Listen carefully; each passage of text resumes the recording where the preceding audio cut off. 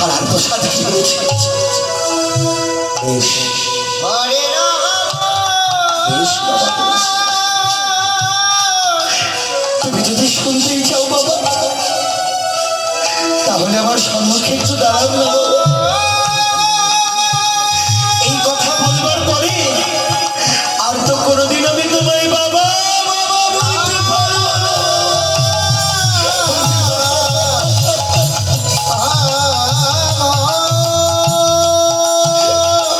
ও বাবা, এই কথাটা বলার পরে